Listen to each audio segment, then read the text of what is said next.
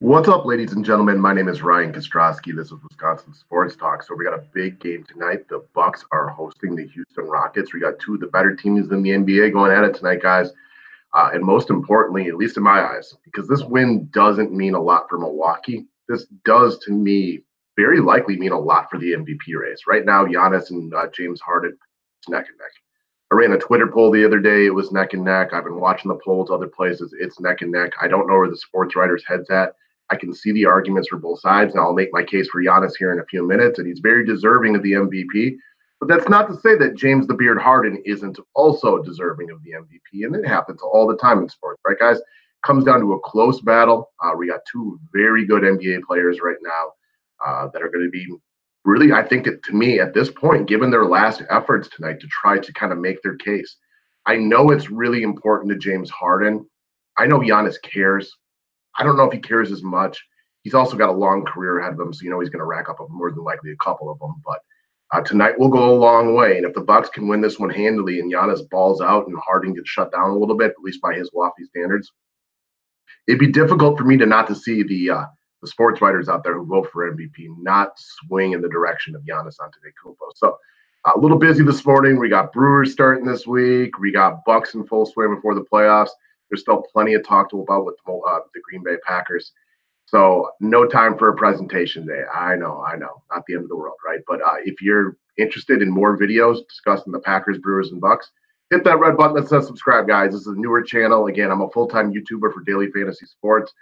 But I want to take a few minutes each and every day that I get the opportunity to talk about our beloved Wisconsin sports teams. I'm a Green Bay resident, born and bred around here. I left for a while, but I'm back now. So these are the three teams that we want to talk about. And if you want more videos based on that, let me know.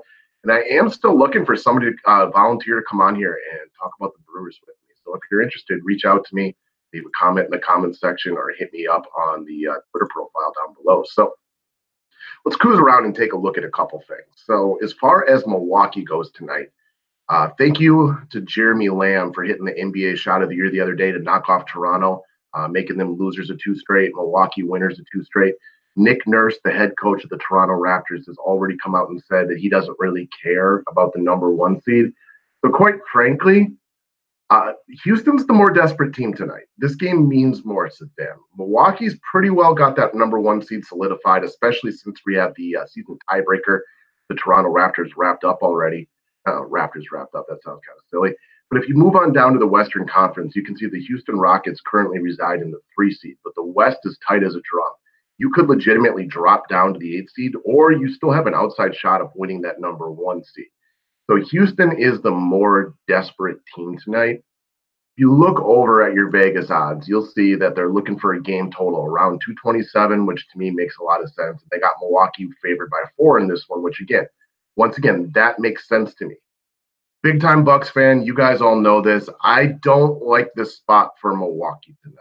And my business partner over for the Daily Fantasy Sports site, he does a lot of sports betting, and he hints at this all the time.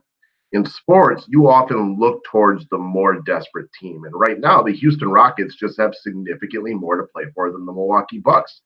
Don't get me wrong. I still think the Bucks got a big time opportunity to win this game, but it's not a perfect spot for them to line up on. We're getting kind of banged up right now. Malcolm Brogdon's still going to be out for several more weeks with a foot injury. Niko Mirotic won't be sighted for at least another week or two. And now we just lost Tony Snell. And while Tony Snell isn't a major contributor to this team, he had been filling in within the starting role very admirably. He is another floor spreader. He does hit the 3-ball very effectively. He's another guy with length that can defend a team like the Houston Rockets. So this is not necessarily a great spot for Milwaukee tonight. Now, does that mean we can't win? Absolutely not. We still got Brook Lopez. We got the potential MVP in Giannis Antetokounmpo. We got Chris Money Middleton. We got Eric Bledsoe. We got Pat Connaughton, who's filling in nicely. There was a George Hill sighting last time out. Ersan Ilyasova can still run time at the 4 or the 5. DJ Wilson has shown, a bit of flash throughout the season. So we are still have enough guys on this team to order to get this job done tonight. There's a reason Vegas still favors us by 4 points. You get about 3 points for being the home team. So they look at us about 1 point better right now, which I understand that. Again, Milwaukee's record is substantially better than Houston, but Houston has been loaded with injuries all season. Chris Paul missed a bunch of time. Clint Capella missed a bunch of time. Now, as far as key injuries go tonight, we've already touched on the Milwaukee Bucks. On the Houston Rockets side of things, they are fully healthy right now for pretty much the first time all year, with the exception of Eric Gordon being currently listed as questionable. If Eric Gordon is out tonight, that's a big loss for the Houston Rockets, in my opinion, because it's another guy that can take the pressure off of James Harden and Chris Paul. We've seen throughout the season that Milwaukee's one true deficiency is guarding the three-point line. Now, is it a deficiency? Yes, from a statistical standpoint, but it's also part of how Coach Bud wants this team to play. We collapse on guys within the paint. We make teams beat us via three-point shooting. And if Eric Gordon is out tonight, that is a big help to the Milwaukee Bucks. I don't look at Eric Gordon as like this major difference maker in a lot of games, but he is a solid fourth best player for that team. The Houston Rockets do not have the same depth that we have. They're very star heavy with Harden, Chris Paul, Clint Capella, Eric Gordon. And then after that, you dip down to guys like PJ Tucker, who I like overall as a player. And if he hits his corner threes tonight, that could be bad for Milwaukee, but they just don't have the depth that we have. So losing a guy like Eric Gordon tonight would be a big loss for them. So for me, I'm hoping he's out tonight. I'll take the victory. I want to see Giannis go to town, and it's easier for us to win this game if he is not playing. I will go back to it, though, guys. The Houston Rockets are the more desperate team tonight. They have significantly more to play for than we do. I wouldn't even be angry with the Milwaukee Bucks for giving Giannis the day off, or getting Middleton the day off, and just eating a loss in this situation, because this is a game you could go full strength and still lose. You want to make sure you win the games you need to win. You just want to wrap up that one seed. It doesn't matter if you tie Toronto and just win with the tiebreaker, if you win by 5 games. I don't expect them to do that. That's a national TV game tonight. It's a good statement game for Milwaukee, but I personally wouldn't be angry with them if they did it. I wouldn't mind throwing this game if it meant better health come playoff time. Probably not going to, just kind of throwing it out there. So, again, Bucks, #1 record in the league, not super desperate tonight. I'm still going to pick us to win this game because we are at home and we have shown a feistiness against good teams. The reason we're 3-1 against Toronto, 3-1 against the Pacers, 2-1 against the Celtics, undefeated against the Nuggets, 1-0 against Houston, 1-1 against Golden State, 2-0 against Utah, so on and so on down the road. All right, so let's make a quick case here for the MVP race. And I do think it's very neck and neck. And it kind of depends on how you choose to evaluate sports. Now, for me, I'm a Giannis guy, and there aren't a lot of areas that James Harden is better than Giannis Antetokounmpo. He's clearly a better outside shooter. Giannis is not averaging nearly the points per game that James Harden is. Now, James Harden, to me, is still the best scorer in the league, no questions about it, but his numbers are also significantly higher because of the insane usage rate he did. Now, if you want to look at just a scoring perspective, Harden may average almost 9 points more per game, or exactly 9 points more per game, but he also does it shooting an extra 7 times per game, and that doesn't even count all the trips to the free throw line. Giannis does shoot, it looks about 14 points higher from a field goal percentage. That is a big-time efficiency difference. Now, Harden is the better three-point shooter, but the 36.5% is nothing crazy. I will give him this, though. He shoots them in bulk. He shoots them covered. Giannis is charging with that three-point percentage. He's up to almost 25% now. But let's face it, Giannis' three-point attempts are wide open. James Harden dribble, step back three. He just takes much harder three-point shots. So James Harden is a significantly better outside shooter. And really, that's the only place that he's better than James Harden. I will say Harden is not nearly the defender Giannis is, but he's also probably very much a victim of a bad reputation. And what I mean by that is, yes, Harden is not great at guarding a guy like Steph Curry in the open floor, but he's actually a very good post defender, and he is one of the better theft artists within the game. I believe he is second in the league in steals right now. In fact, let's switch right over there and just double check that. So I think it's the only other category that he can really compete with Giannis is when it comes to steals. Yeah, 152 of them, 2.175 per game. I believe you have to scroll down a little ways to find Giannis, who has fallen out of the top 25 in steals per game, down at number 34 at 1.31. He does beat James a lot when it comes to blocks. You know, you got Giannis at 13th in the league. You'd have to scroll way down there to find where James Harden as far as blocks go. So from a defensive perspective, I'll give Harden some credit for the steals, but Giannis is the #1 rated defender within the league. And there are two ends of the floor when it comes to the NBA. And that is where, to me, Giannis gets a big jump on James Harden as far as the MVP thing goes. A couple other points for this one. Again, rebounding. Harden is not a bad rebounder for a shooting guard, but Giannis is fifth in the league in rebounding. And rebounding has been such a big difference for the Bucks this year. The Coach Budenholzer system and the addition of Brook Lopez and Ersan Ilyasova have been huge for the Bucks rebounding numbers. There hasn't been a lot of changes from a personnel standpoint, with the exception of Brook Lopez, who is still the most underrated signing of the year. But for the Bucks to be significantly better at rebounding, this has been an effort thing. This has come from the coaching.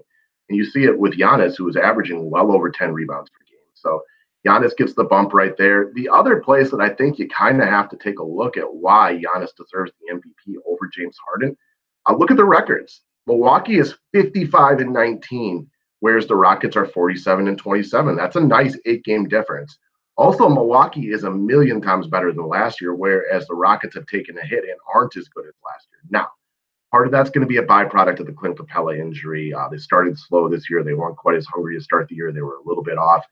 Chris Paul was hurt early on again, so that's just kind of the nature of the beast on this one.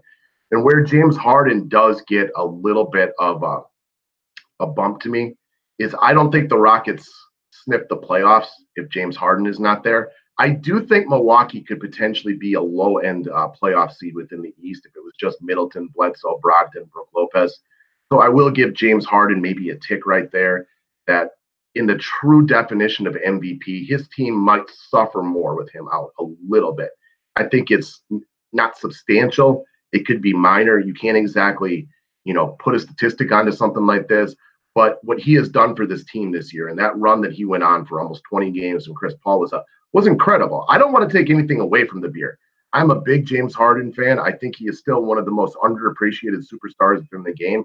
I just think that it's Giannis's year.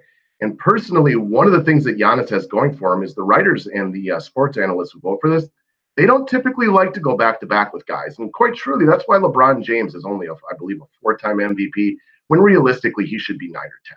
You know what I mean? They don't want to vote for the same guy over and over again. It's why Aaron Rodgers only has 2 MVPs. But if you look at the difference of the last 10 years, Aaron Rodgers should win MVP almost every single year because of how much effect that he has on the Green Bay Packers, right? The Packers are terrible without Aaron Rodgers. Now, they were bad last year with him, but how many years has he saved Mike McCarthy's butt? And that's kind of what you look at with James Harden, is he's really put this team on his shoulders. So from a MVP definition, I get why he's getting a lot of love. I do think he deserves it. I just think that Giannis in every statistical category is so great. The record is so great. His influence on this team, his leadership, everything that he has going for them this year, I put him a subtle bump above James Harden. So in conclusion on that, I got Giannis just a touch above James Harden. Now, this is really, really close, though. And if Harden, drops a 50 spot tonight on Milwaukee, which I don't expect, but if he were to do that in a win, let's say he hits a walk-off three-point shot, I do think that he will jump Giannis. It's really close right now, but I think that would officially put him ahead of Giannis in the MVP race in the eyes of the public. The flip side of that, though, is if the Bucks run the Rockets off the court tonight and Giannis just does Giannis stuff all day long, I do think that definitely puts Giannis above James Harden within the eyes of the voters, within the eyes of the fans. So this game does mean a lot, national TV game, for how people are going to view. This close to the end of the year, only a handful of games left, this game does have some meaning for that. So expect Giannis to, go out there and do Giannis things tonight, play hard, but you're going to have the beard doing the same thing on the other side. All right, so that kind of wraps up how I'm looking at the game. I mentioned before, I do daily fantasy sports analysis, DraftKings, FanDuel, and things like that. It's kind of like a full-time gig. So let's just briefly touch on some pieces from this game right here and just kind of feel like if there's anybody you want to look at today. So we're going to start off, if you've never played DraftKings, it's a 10-game slate. And while this game has a lot of appeal from a national television perspective, it's not quite as appealing from a DFS perspective. One, the Bucks are the best defense in the league. So from the Rockets' perspective, it's not good for them. James Harden will get his because Harden eventually always gets his, but paying 11-4 for him today doesn't seem like a great move for me. He's going to have to deal with the defense of Eric Bledsoe, Chris Middleton, Brook Lopez in the middle. They're going to make life difficult on him tonight. And because the Bucks will collapse on him, other people are going to have to do some damage. So Harden will walk into his tonight because he always does and he shoots so much. But this is not a situation where you expect him to roll into 75 or 80. He could. He's James Harden. He is the reigning MVP for a reason. I just wouldn't personally set aside this kind of salary for him. Same goes for Chris Paul. Not really interested in paying $7,500 for him tonight. I know I talked about the secondary pieces needing to do it. Just really not that interested in him. We work our way down the list. I love Giannis. I could see him with a nice night tonight, but I was really impressed with how the Rockets played defense on him early in the game when they met up earlier this season in Houston. So I don't mind Giannis, but he had to get a ton of rebounds when they met up last time just to reach some version of value. So I'm not overly interested in paying the 11-3 for him. Middleton's been on a tear lately, so he's extremely priced up. So I'm not drawing a ton of interest from this game. One guy, if this was a smaller slate, I could sign off on would be PJ Tucker because he's going to get some open three-pointers today. That's just the way Milwaukee plays defense. But he's going to be out there a lot. He's going to play 35, 36, 37 minutes. I also think that we have better value around the 4K mark today. Because it's a big slate, I probably wouldn't go to PJ Tucker. I do think you could take a flyer on George Hill, and this is going to be a byproduct of Tony Snell being out. He should come in tonight a little bit more confident. He could also play some more minutes. He's more of a point guard by design, but you're going to see him play some off guard tonight. They're just quite decimated at the guard position. So if you're really desperate for like a 3K type of player, guy just over the minimum, I do think George Hill gives you an opportunity to replicate the 21.5 points he had last time out, which is fine if he helps you build your lineup. I think Pat Connaughton will supply you another, solid game. He's been very solid lately, routinely. Once again, no Tony Snell tonight. You can see Connaughton easily play mid-30s for the number of minutes. I think he's fine if you want to go here. I'm not dying to put him on my roster. I got other guys within this price tag I think give you potentially a little bit more upside today. But Connaughton is a fine fill-in play if that was like your last dollar amount you were looking for. Houston plays slow. A lot of the Milwaukee players don't get a bump today. If anything, they get a bump down because the Rockets are an isolation team. They play half-court basketball. This isn't going to be a big help for the Milwaukee team if the Rockets are able to control the pace at all.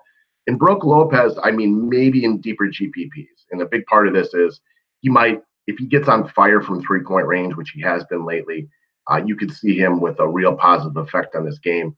He's played lower minutes the last couple of games because they haven't needed him as much, so he should be relatively fresh. Clint Capella is a really good defender, but Lopez can do his work from the perimeter here. And if he gets hot from the outside, he could potentially give you good value. But I'm not going to end up with him. We got other good centers on this slate. So overall, from a daily fantasy sports perspective, this is not a game that you want to target too much. There are just better options on this specific slate. All right, guys, go Bucks. That's what I got tonight. Once again, if you're new to the channel, guys, and you want more videos, press that red button that says subscribe. The thumbs up is always appreciated. Helps spread me around YouTube. Getting a new YouTube channel started, it's difficult. I've done it before, but it's not an easy thing. So anything you guys can help out with is greatly appreciated. So thank you very much in advance. Go Bucks. And once again, still looking for somebody who wants to come on here and do kind of a Brewers preview. More fun when I have somebody else to talk to. Just looking for any volunteers. Hit me up. All right, guys, have a great day and talk to you soon.